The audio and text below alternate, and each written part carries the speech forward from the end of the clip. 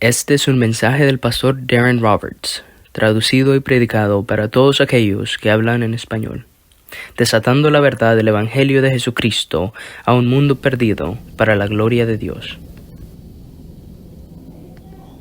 Si gustarían, les invito a abrir sus Biblias en Juan capítulo 20. Juan capítulo 20. Estamos rápidamente acercándonos al final del Evangelio de Juan. Y nos dirigimos a una sección asombrosa con la que muchos de ustedes estoy seguro que están familiarizados, y esa es la resurrección de nuestro Señor. Dwight L. Moody, 1837 a 1899. Muchos de ustedes conocen de D.L. Moody. Se convirtió a los 18 años mientras trabajaba como vendedor de zapatos. Moody surgió de la oscuridad, y si estudias la historia de D.L. Moody, sabes que se convirtió en uno de los evangelistas más famosos, oradores, predicadores que viajaban entre aquí y el Reino Unido, realmente el catalizador detrás del movimiento misionero moderno en muchos sentidos. A medida que vamos al siglo XIX, tal vez el orador más prominente de esa época, por lo menos por 50 años, más o menos, con poca educación pero un corazón ardiente por las almas, predicó a millones, y después, en el año 1899, comenzó a cerrar su vida terrenal. Y D.L. Moody todavía tenía un buen sentido de humor y le quedaba un poco de energía, y así que antes de que fuera a estar con su Salvador, reunió a su familia, y sabiendo que sería un poco famoso después de ir al cielo, sabiendo que de alguna manera la gente haría un escándalo por su muerte, le dijo a su familia y a sus amigos esto: un día leerán en los periódicos que D.L. Moody de East Northfield está muerto. No creas ni una palabra de eso. En ese momento estaré más vivo de lo que estoy ahora.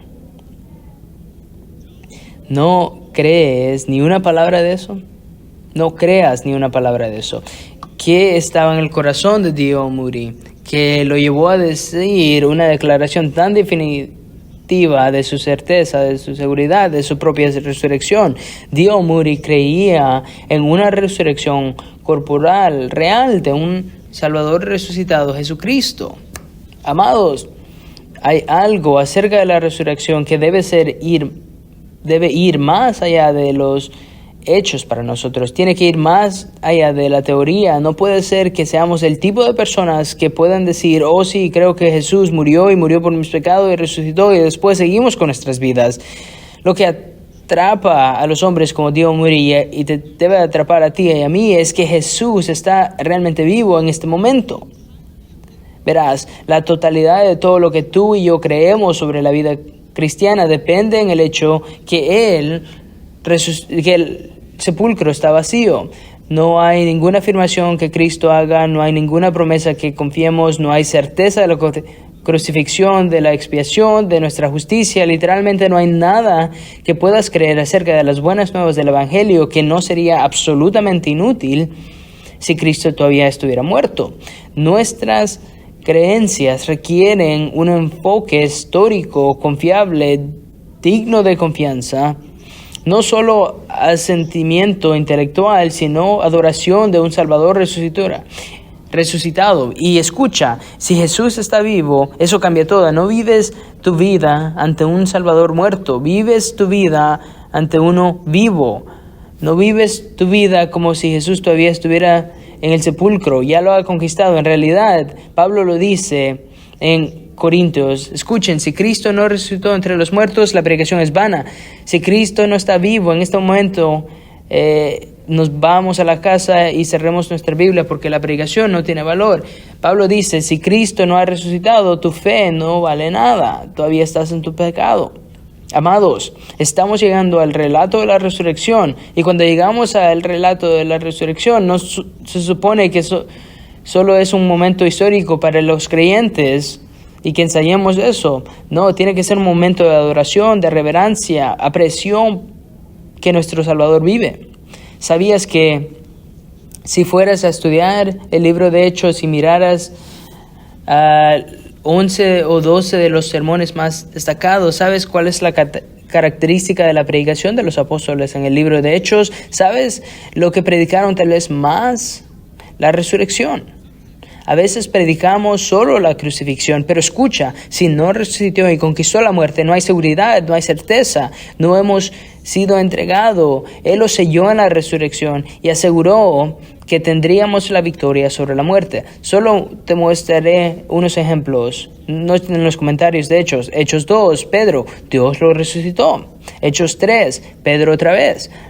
Mataste al autor de la vida, pero Dios lo resucitó de entre los muertos.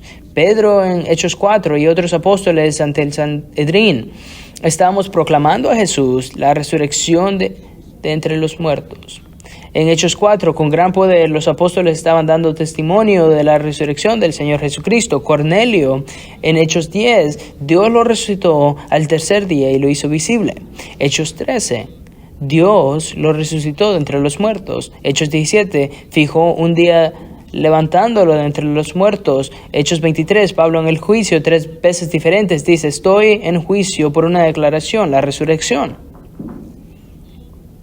Hay todo tipo de escépticos hoy en día que quieren actuar como si la resurrección no fuera cierto. Los leí todos esta semana, una cabeza caída hablando a otra cabeza caída sobre tonterías anti-sobrenatural, tratando de decirnos que la resurrección no es un hecho histórico, que no puede ser verdad. Amados, ¿saben cuántos datos necesitamos para creer en la resurrección? 2 pruebas importantes. 1, la revelación divina de Dios nos dice que es verdad. Y 2, en eso está el testimonio de los testigos que se han encontrado con el Cristo resucitado, y no solo estos testigos, pero ¿sabes cuál más es prueba de los testigos? Tú en esta habitación, que nos habría reunido a todos en este cuarto si no hubiera sido el don del Espíritu Santo a través de la resurrección para unirnos a su pueblo en algo llamado la iglesia. Todo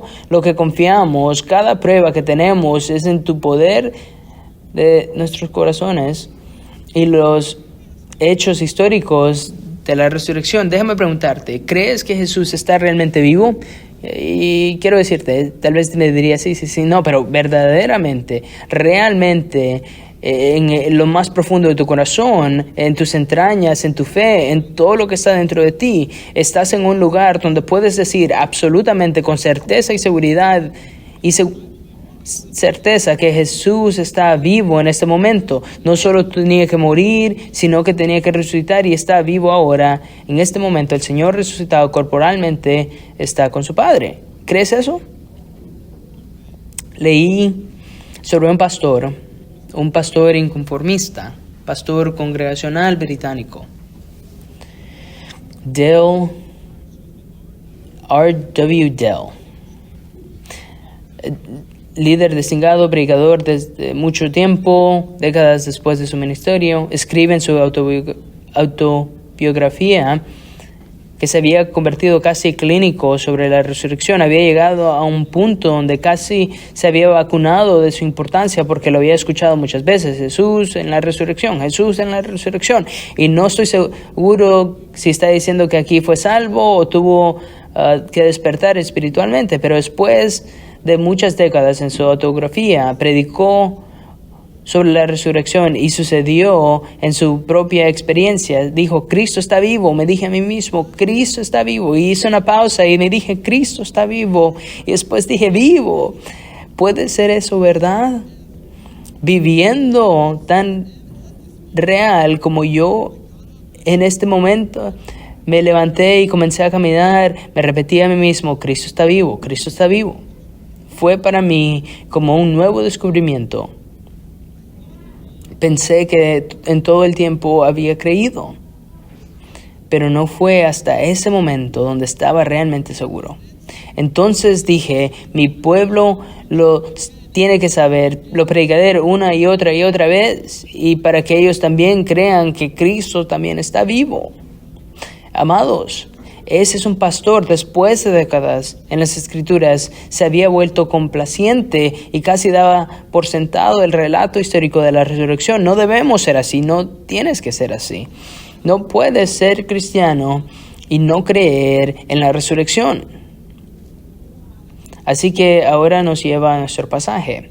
En Juan 20, del versículo 1 al 18, donde vamos a estar hoy, Juan 20, 1 al 18, donde vamos a estar hoy, Juan hace algo muy interesante con el relato de la resurrección. Tiene 2 puntos, tiene 2 ideas, y luego les doy mi esquema, pero escucha desde el principio. La primera es que Juan quiere registrar para nosotros los hechos históricos del sepulcro vacío. Necesitamos un sepulcro vacío para un Salvador resucitado, pero Juan simplemente no lo deja allí. Es mi punto ahora. Es como el entierro. ¿Recuerdan donde Juan tejió la vida de José de Arimatea y Nicodemo?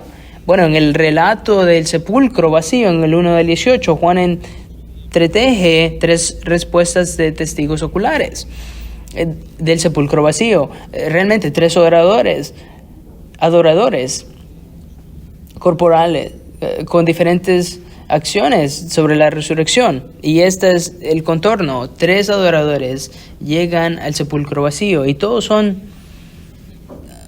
testigos presenciales. Bueno, aquí podemos ver Juan ir adentro y afuera sobre estos adoradores. El primer adorador es Pedro, y lo llamé así: el adorador imprudente, apresurado y reluctante. Pedro no va a ser el mejor en este pasaje otra vez. El adorador imprudente, apresurado y reacción. El segundo adorador es Juan, nuestro escritor de los evangelios, da su biografía, y le llamo el veloz porque supera a Pedro en este pasaje: adorador, atónito y sincero. El veloz, atónito y sincero adorador. Y luego, esto no va a ser asombroso para nosotros y va a llenar tu corazón. Hay el tercero adorador en esta sección, y es María Magdalena. María Magdalena. Es asombroso lo que el Señor elige hacer con esta asombrosa mujer piadosa, nuestra tercera adoradora. Y le llamo adoradora contemplando y dando testimonio del adorador. Pedro, Juan y María son los 3 adoradores que son testigos oculares que Juan entreteje en este relato. Así que permítame repasar con ese esquema en mente. Permítame prepararles el escenario en el pasaje. Vamos hasta el 18. Capítulo 20, versículo 1. Y el primer día de la semana, María Magdalena fue temprano al sepulcro, cuando todavía estaba oscuro, y vio que ya la piedra se había quitado del sepulcro. Así que somos introducidos al primer adorador, y va a ser el personaje principal en todo eso. Cristo tiene planes especiales para Cristo. María Magdalena es una mujer de devoción asombrosa y reverencia asombrosa. Y solo para que no nos confundamos aquí, cuando lees el relato de la crucifixión y el relato de resurrección, probablemente te notas que hay Marías corriendo en todas partes. Literalmente hay al menos 3, probablemente 4, tal vez 5, porque obtienes algunas de esas listas de las mujeres que están allí, otras Marías que están allí. Y cuando las Marías entran en juego, esto es un hecho interesante, que Juan y Lucas, Marco y Mateo no tanto, pero particularmente Juan aquí y Lucas realmente presentan a María Magdalena de maneras que eclipsaría a otra María, la Madre de Jesús, la que la Iglesia Católica Romana está atrapada como la Madre de Jesús. Pero el relato de aquí es de María Magdalena. Es muy interesante. Observen su devoción en el principio. Noten, dice el texto que viene en el primer día de la semana. Ese es el domingo. Eso es lo que celebramos hoy. Porque el sábado era la Pascua y el domingo comenzaba su semana.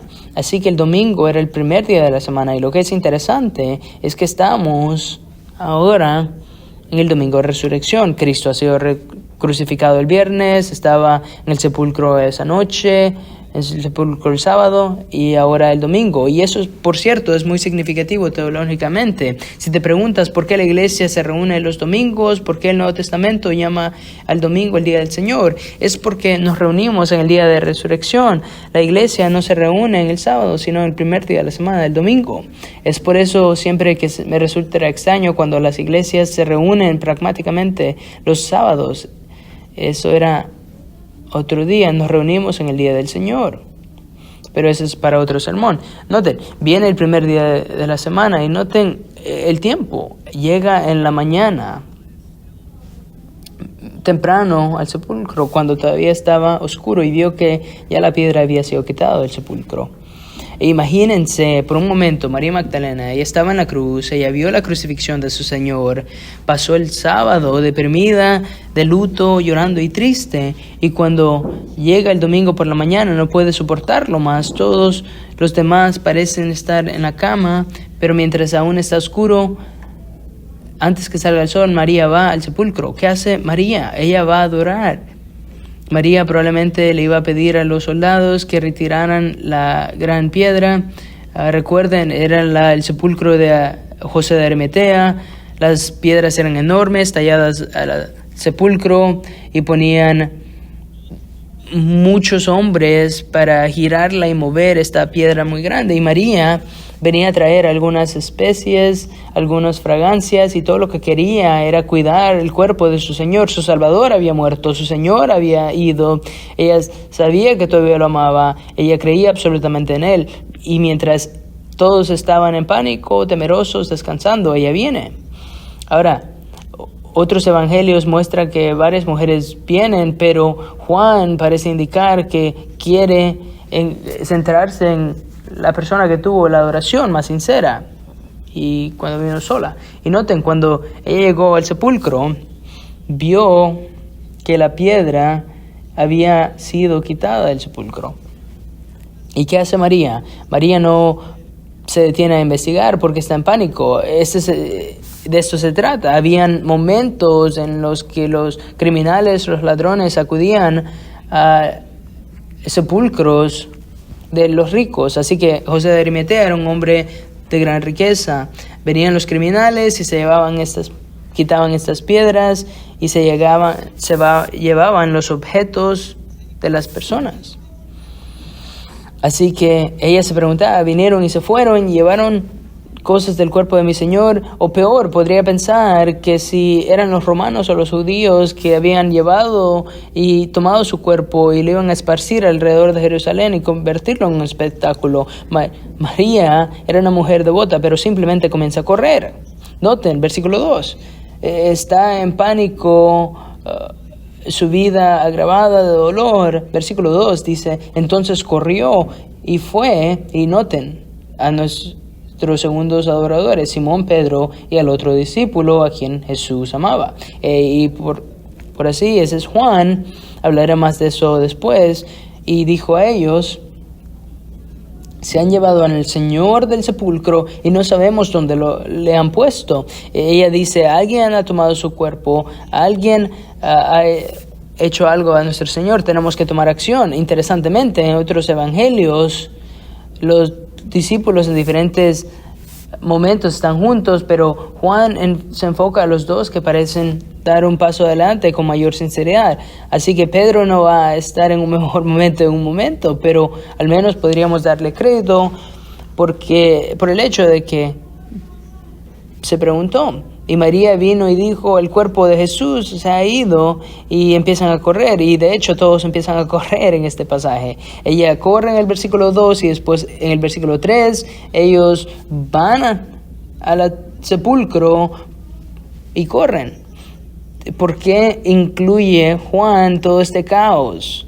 Él quiere que veamos que este es un relato históricamente confiable.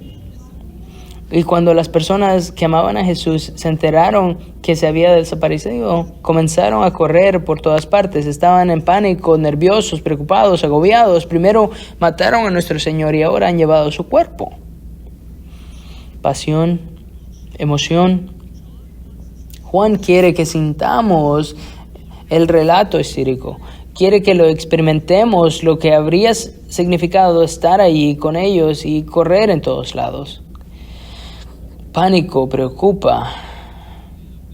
Curiosamente, esas palabras allí para correr se usan en las escrituras para hablar de competir atléticamente en una carrera, y la raíz de esa palabra, treco, se suena como algo. Eventualmente, a medida que se establece la raíz de esa palabra, se puede tener la idea en nuestro idioma de español como una pista. En 1 Corintios 9 tiene la idea de correr una carrera como Pablo. Así que quiero que tengan la intención de que aquí no están trotando, sino que están corriendo. Es temprano en la mañana, la gente está en pánico, no saben lo que está pasando. Ahora, María estaba terriblemente preocupada. Hablemos un poco sobre María Magdalena. Es muy fácil confundirla con otras Marías, incluso con algunas de las mujeres pecaminosas e inmorables. Así que déjame recordarte quién era María Magdalena. María Magdalena se va a convertir en el adorador clave en nuestro pasaje, porque al final de nuestra historia hoy te sorprenderás de cómo Jesús elige a esta mujer y su devoción.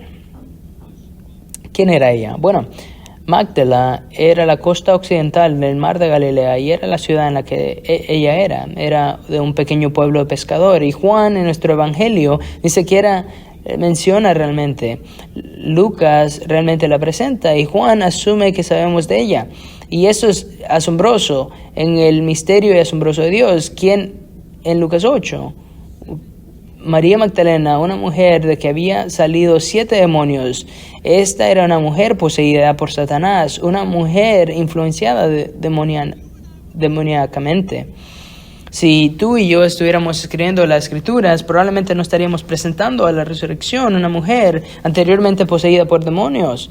Permíteme recordarles cómo habría sido su vida antes de Cristo. Poseída por 7 demonios significa que había sido cargada por incredulidad y maldad, retórica de antidios y pensamientos antidios, imprudentes, fuera de control. Probablemente, si usamos términos en nuestros días, probablemente llamaríamos a esta persona esquizofrénica, maníaca, errática, violenta, con hostilidad, estaba en oposición, miserable, deprimida, esclavizada, llena de ansiedad.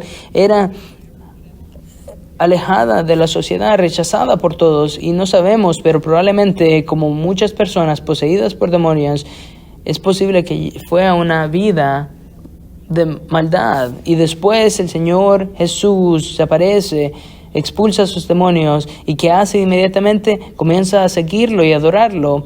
Las escrituras nos indican que comienza a dar de sus propios fondos para poder apoyar financieramente el ministerio de Cristo. Y luego, ¿sabes dónde la vemos? La vemos en la crucifixión, y ahora la vemos en la resurrección.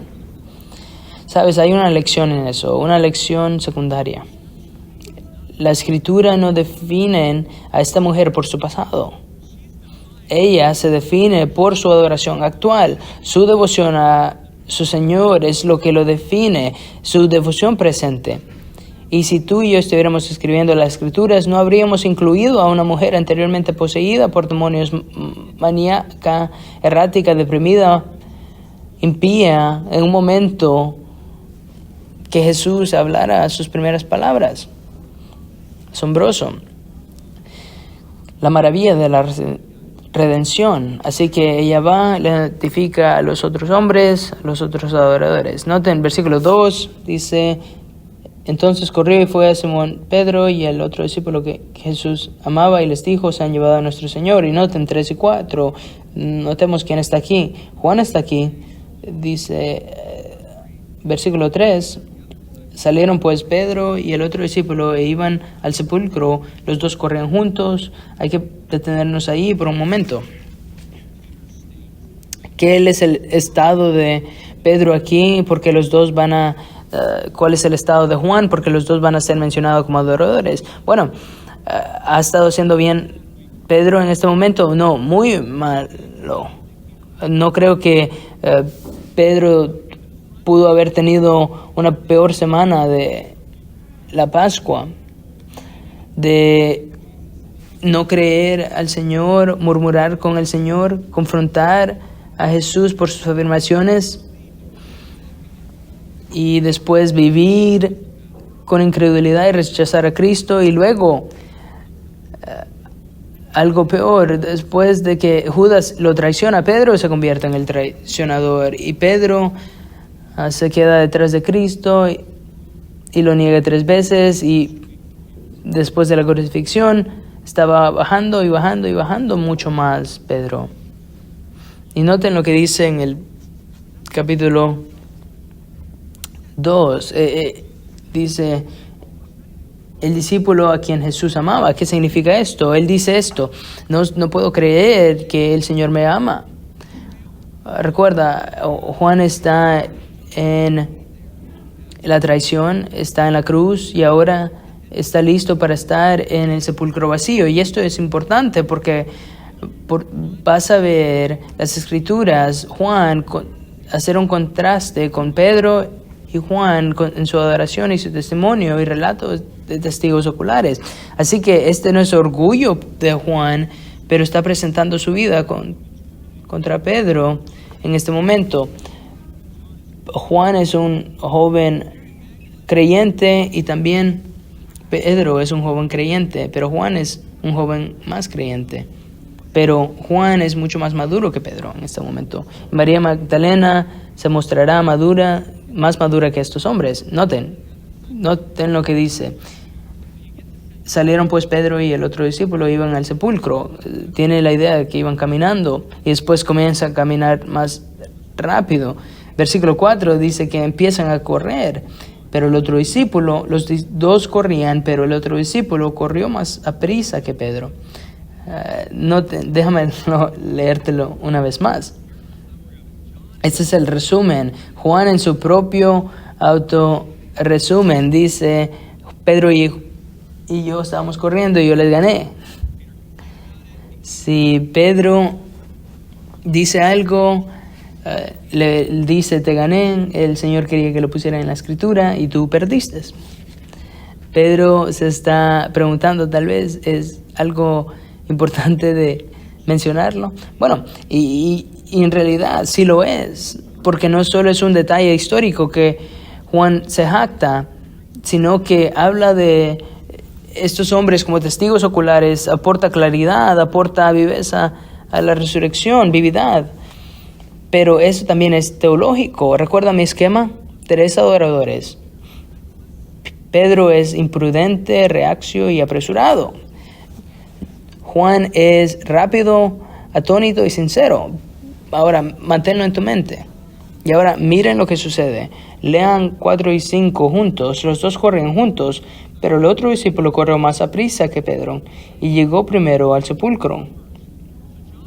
Así que Juan quiere decir que Pedro había sido construido para velocidad o para comodidad y yo fui construido para larga distancia. El hecho es que yo tenía tanto devoto para mi Señor que llegué al sepulcro primero, pero cuando llegué allí me detuve porque algo no andaba bien en este momento. Noten, dice, estaban corriendo juntos, pero el otro discípulo corrió más aprisa que Pedro y llegó al primero al sepulcro. Eso es Juan, le ganó a Pedro.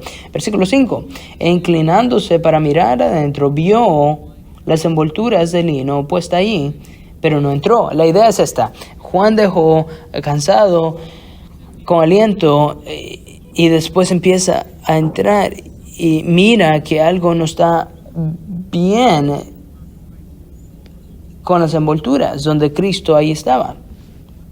Y así que lo que Juan nos muestra a nosotras es que en este relato yo te voy a decir lo que yo hice, Pedro hizo y María hizo, pero en ese momento hizo algo el Señor y vi que algo estaba mal de las envolturas del sepulcro. Ese es Juan, es sincero, es pensativo, le gusta meditar. Yo diría que Juan es mucho más maduro que Pedro. Pedro es nunca puede ver más allá de sí mismo, y Juan dice: yo me detuve, Pedro no. Versículo 5.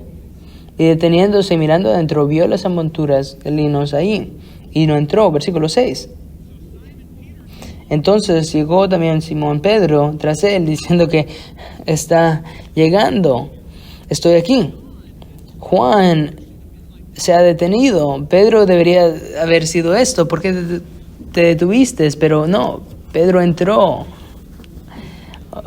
en el sepulcro. Siempre imprudente, siempre impulsivo, siempre ansioso. No se detiene a pensar, no razona con lo que está pasando. Pedro no se detiene a meditar en este momento. Pedro simplemente entra en el sepulcro. Nota en versículo 6. Entonces llegó también Simón Pedro tras él. Entró al sepulcro. Ahora está Juan afuera y Pedro adentro. Y noten el detalle. Y vio las envolturas de lino puestas ahí, y el sudario que había estado sobre la cabeza de Jesús, no puesto con las envolturas de lino, sino enrolladas en un lugar aparte. Ahora, esto es muy importante. ¿Se recuerdan? José de Arimatea y Nicodemo envolvieron el cuerpo de nuestro Señor con incienso y perfumes y casi 100 libras de fragancias especiales para preparar el cuerpo. Y luego envolvieron el rostro golpeado y maltratado de nuestro Señor y lo envolvieron muy bien con un paño alrededor de su cabeza. Pedro entra, noten lo que el texto dice, y nota que el lino está envolvido muy bien. Esa es la idea de que todo estaba envolvido muy bien. Esa debería ser la primera pista de Pedro. Si hubieran venido los saqueadores, hubieran puesto todo en todos lados. Si los romanos o los judíos hubieran entrado, ese lugar se había visto como que había sido saqueado. Pero Pedro entra y Juan está mirando de atrás y miran que todo está perfectamente colocado, enrollado y doblado donde su cuerpo estaba. Así que Juan sabe que algo está pasando. Pero Pedro, ¿qué está haciendo Pedro? Él mira alrededor, lo revisa y luego mira qué está sucediendo, y luego el texto parece decir que simplemente Pedro está afuera. Pero Pedro no se detiene a considerar, ¿podría alguna de estas cosas que Cristo nos dijo ya son ciertas? Esto es lo que Pedro hubiera haber dicho. Pedro hubiera detenido y meditar. Déjame darte unos pasajes. Juan 2:19. Pedro había escuchado, el templo será destruido, en 3 días me levantaré. Mateo 16:21, Lucas 9:22. El Hijo del Hombre debe de padecer, morir y resucitar el tercer día. O Mateo 12. Así como Jonás estuvo 3 días y 3 noches en el vientre del monstruo marino, el Hijo del Hombre estará 3 días y 3 noches en el corazón de la tierra. Pedro en ese momento debería haber dicho, algo no está bien aquí, algo está mal. Esto está bien doblado. Tal vez lo que mi Señor dijo es cierto, pero no lo hizo. ¿Sabes por qué? Porque Pedro es impulsivo, imprudente. ¿Recuerdas cómo llamé a Pedro el adorador imprudente, reacio y apresurado? Los otros dirían que Pedro estaba asombrado, pero después salió. No sabemos realmente y exactamente lo que estaba en la mente y en el corazón de Pedro, pero francamente, después de la semana de Pedro, su impulsividad que ha tenido, la depresión que se encuentra, sabemos que no está en un buen estado. Pero después vemos que Pedro vuelve a pescar en la industria pesquera. Y después Jesús comienza a cocinarle una comida en la playa y le llama, y él salta del bote y va corriendo hacia él. Pero aquí Pedro es casi un adorador. No pudo ver y pensar lo que estaba ocurriendo. Y eso es lo que Juan nos muestra. Yo le gané en la carrera hacia el sepulcro y me detuve para pensar en anticipación, pero no, Pedro simplemente entró al sepulcro, miró y después se fue. Aquí podemos ver que Pedro es un creyente inmaduro, es un testigo ocular, pero está demasiado ocupado para reducir su velocidad y mirar lo que Jesús está haciendo. Está demasiado ocupado, demasiado frenético, logrando demasiado. en vez de decir, ¿qué está pasando en la vida de mi Señor? ¿Qué significa todo esto? Juan está a punto de contrastarse con Pedro porque Juan realmente va a ser un adorador, pero Pedro no lo hace. Así que ustedes tienen tendencia de Pedro. Algunos de ustedes no van muy rápido, se apresuran, no toman el tiempo para reducir su velocidad y considerar qué es lo que el Señor me está enseñando, cuál es la providencia, qué es significativo sobre esto. Somos muy rápidos muchas veces que olvidamos las lecciones. Pedro va a tener una dura lección de nuevo, donde lo reprende y le recuerda, ¿me amas, me amas, me amas? El segundo adorador es Juan. Recuerda lo que dije de Juan, era el rápido, atónito y sincero adorador.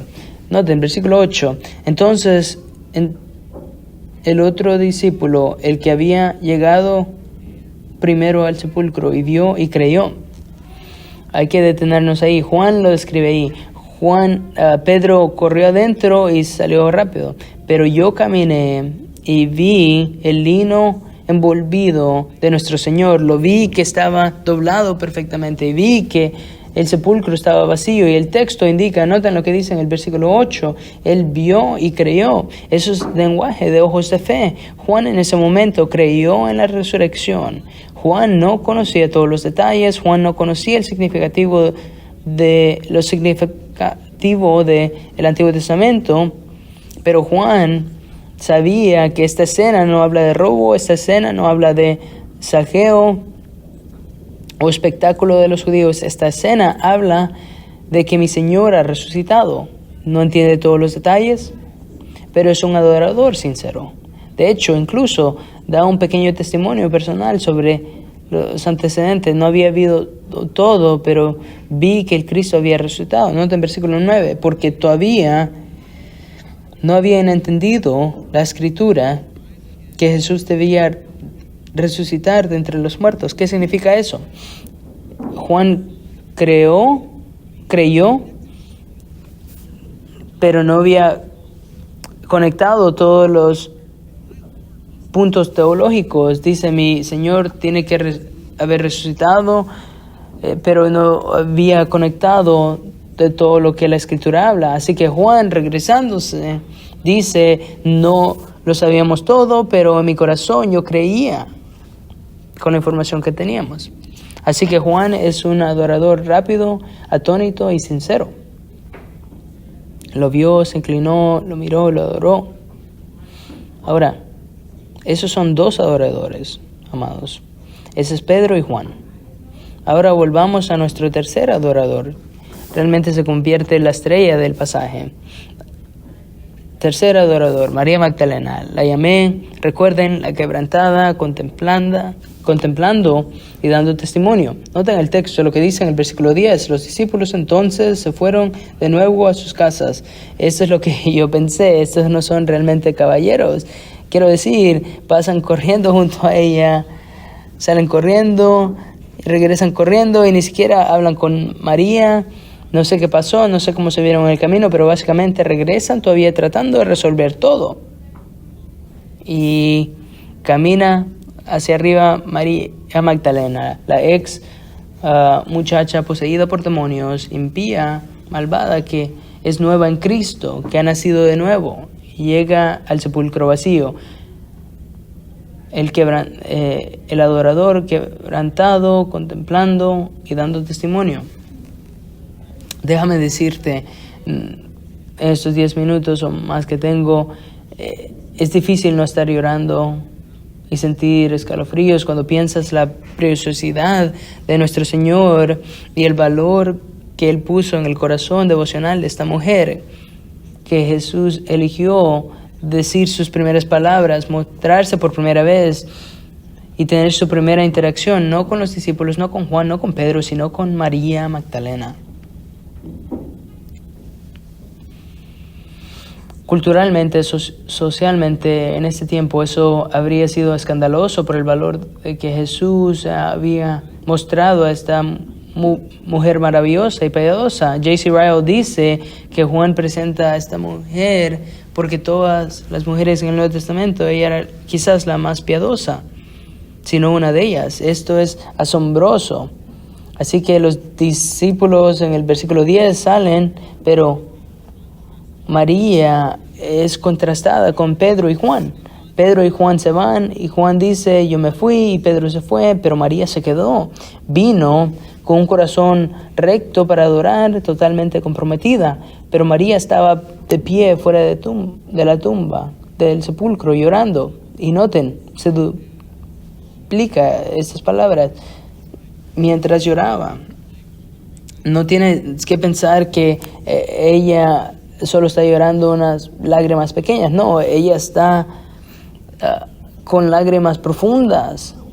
Y el tono del texto es como que está acostada, sin control, llorando, porque amaba al Señor tanto que no podía creer que alguien ha hecho esto a su cuerpo. Noten, pero versículo 11, María estaba fuera llorando junto al sepulcro. Mientras lloraba se inclinó y miró dentro del sepulcro. En este momento está llorando, levanta sus ojos y su cabeza. Recuerden, la última vez ella solo corrió, pero aquí regresa. Le dijo a los discípulos, de hecho los otros discípulos escuchan, pero no tienen corazones de fe de la misma forma que ella lo tiene. Noten, ella mira, es como que ella está mirando adentro y dice, ¿qué está ocurriendo? Donde versículo 12 dice, y vio 2 ángeles vestidos de blanco, sentados donde había estado el cuerpo de Jesús, uno a la cabecera y otro a los pies. El Señor decidió mostrar a esta mujer piadosa un evento divino sobrenatural, que ella iba a ser el primer testigo del Señor Jesús resucitado corporalmente, y ahora está mirando a 2 ángeles. Nota en versículo 13, y ellos le dijeron, mujer. Este término mujer no es interrogativo, es lo mismo que Jesús le dijo a su madre en la cruz, es con afecto, hay una nobleza en eso, no está hablando con dureza, diciendo, mujer, querida, ¿por qué lloras? ¿Tú piensas que ellos no saben? No, por supuesto, los ángeles saben porque está llorando, pero quieren prepararla para este momento de adoración. El Señor tenía un lugar especial para esta mujer de Dios. Noten, y dijeron a ella, mujer, ¿por qué lloras? Y ella les dijo, porque se han llevado a mi Señor y no sé dónde le han puesto. Noten, esta es devoción maternal mezclada con fe sincera. Era mi Señor, no solo mi Salvador, era mi Mesías. Yo di recursos para Él, yo di todo para Él, no me importa lo que cuesta. Ahora no puedo cuidar por su cuerpo, ha salido. Ella está llorando, está quebrantada. No saben dónde lo han puesto. ¿Dónde está Jesús? 14.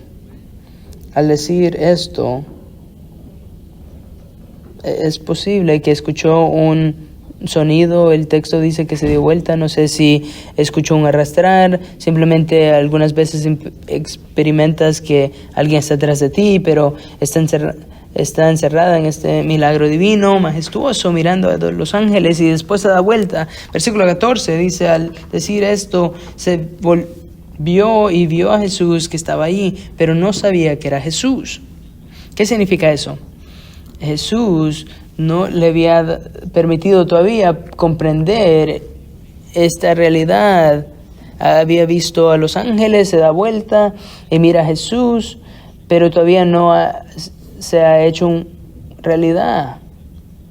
Especialmente desde la última vez que vio a su Señor en la cruz, su rostro estaba tan golpeado y destrozado en Isaías 53 que, como dice allí, no representaba a la humanidad. Ahora creo que tenemos la sensación de el texto y los relatos de la resurrección, que ha regresado en un cuerpo preparado y resucitado, apto para la gloria eterna. Pero en ese momento no puede conectar los puntos. Así que versículo 15 dice: Jesús le dijo: mujer, ¿por qué lloras? ¿A quién buscas? Pensando que era el jardinero. Y le dice al Señor: ¿a quién? Y ella, pensando que era hortelero, le dijo: Señor, si tú le has llevado, dime dónde le has puesto y yo me lo llevaré. Y ella es como que le dice a él: si tú has llevado a mi Señor, yo vengo por ti. Está llorando, está quebrantada. Y después, amados, el Salvador Jesucristo resucitado en su cuerpo nuevo habla una palabra y le dice su nombre. Y ella sabe que es Él. Noten, Jesús le dijo: María. Ella, volviéndose, le dijo en hebreo: Raboni, que quiere decir maestro. Ella sabía inmediatamente por la ternura de su voz y de su tono. Cuando escuchó la voz de su pastor, lo conocía. ¿No es ese Juan 10? Mis ovejas oyen mi voz y vienen y me siguen. María Magdalena fue llamada por el pastor como su oveja, y en el momento en que escuchó su voz se postró en adoración. De hecho, ella se aferra a él. Noten lo que dice el texto. Jesús le dijo: suéltame porque todavía no. Yo creo que R.C. Sproul tiene razón, que ella cayó en el suelo y se envolvió alrededor de sus pies. Estaba adorando. El Señor ha regresado, está vivo, Él vive. Mi Señor vive, Él vive. Pensando: aquí está, eres tú. Hay alrededor de 515 testigos oculares, si haces los cálculos aproximadamente por ahí, a los que Jesús se muestra en su forma corporal resucitado. Testigos oculares, alrededor 515 o más o menos por ahí. Miramos en las Escrituras: hombres, mujeres, individuos, grupos, apóstoles, discípulos, líderes, multitudes que van de camino Pero de todo estos testigos, el primero con el que habló, el primero con el que se comprometió y se presentó como resucitado, eligió a una mujer empobrecida de un pueblo de pescadores, anteriormente poseída por demonios, que ahora podía contemplar a su Salvador, traspasado y resucitado. Eso es precioso. Nuestro Señor le da mucha importancia a la adoración. ¿Recuerdas el sermón en el monte? Bienaventurados los pobres de espíritus quebrantados, los que vienen al Señor con un corazón sincero y quebrantado. Juan dice: esta mujer, como testigo ocular, tenía una devoción especial a Cristo, una creencia especial, una confianza especial. Era una adoradora única, amaba a su Señor. Mujer o hombre, no importa. Lo que le preocupa más a Cristo es el estado del corazón. Quiere un corazón devoto, amados. Saben, ayer fue el servicio conmemorativo del pastor John MacArthur. Deberían ir a verlo, está en línea, es maravilloso.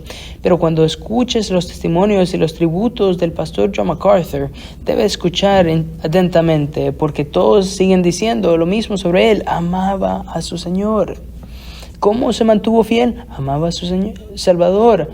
¿Cómo no se desvió? Amaba al Salvador. ¿Por qué predicó de la manera que predicó? Amaba al Salvador. ¿Por qué se mantuvo dedicado a su familia? Amaba al Salvador. ¿Por qué una y otra vez escuchas un corazón devoto? Amados, el relato de testigo ocular de esta asombrosa mujer piadosa, María Magdalena, no solo muestra el asombroso que Dios mostraría al menos probable, pero nos muestra que Dios ama a los corazones sinceros, devotos, que simplemente lo aman por lo que es, no por lo que obtienes de Él. Ella no iba a obtener nada cuando vino al sepulcro, sino cuidar por su cuerpo. ¿Amas a Cristo de esa manera? ¿Amas al Salvador resucitado? Amo al Señor por el amor a Cristo, por su dignidad, por su gloria, por su honor. Estoy agradecido que recibí el perdón de pecados, pero estoy feliz de que lo puedo amarlo a Él. La fidelidad, lo que Cristo ama, es la devoción a Él. María, soy yo. ¿Sabes qué más le permite hacer? Ser el primero en dar testigo o testimonio de su nombre. Ve a los discípulos y dile a los hombres de que he resucitado. Dice, versículo 17, María, suéltame porque todavía no he subido al Padre, pero ve a mis hermanos y diles, subo a mi Padre y a vuestro Padre, y a mi Dios y a vuestro Dios. Y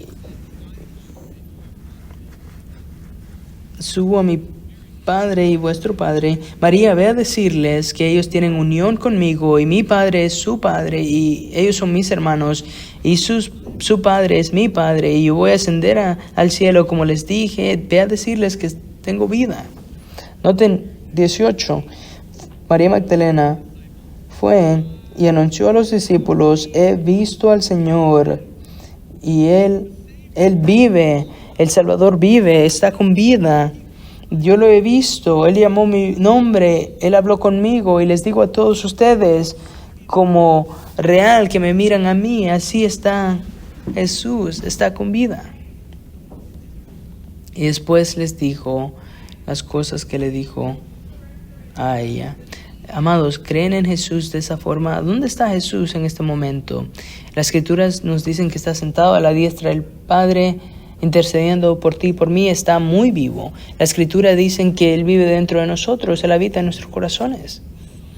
Él es soberano sobre todo. Si crees que Jesús vive como María, cambiará tu forma de vivir. No vives tu vida bajo un Salvador muerto que no está vigilando todo. Si tu Salvador está vivo, te está dando poder. Si tu Salvador está vivo, te ha delegado autoridad para hacer la obra de la iglesia. Si tu Salvador está vivo, ten cuidado con tu forma de vivir. Si tu Salvador está vivo, lo amas y lo quieres y quieres vivir para Él, porque en cada momento de tu día Él está observando tu vida y quiere la adoración como de María Magdalena. ¿Amas así al Salvador Jesucristo? ¿Realmente lo crees? Porque si realmente lo crees en un Salvador resucitado, cambiará tu forma de vivir. 3 adoradores. Pedro, apresurado, reaccio, impulsivo. Más tarde Pedro tendrá la oportunidad de redimirse, saltar del bote, nadar, comer pescado en la playa, ser reprendido y luego listo. Juan, rápido, atónito y sincero. Era genuino, pero no todavía le faltaba claridad. Y después, María, quebrantada, contemplando y dando testimonio. Y hay una lección más ahí. Dios está obrando de diversas maneras en todo momento. Jesús estaba trabajando en la vida de todas estas personas en diferentes maneras, en diferentes momentos de su providencia perfecta. Y Dios está obrando en ti y en mí de la misma manera. Y recuerdan esto, porque Él vive, cambia todo sobre la forma que debes de vivir, porque Él vive en ti. Oremos. Señor Jesús, gracias por vivir, por estar vivo.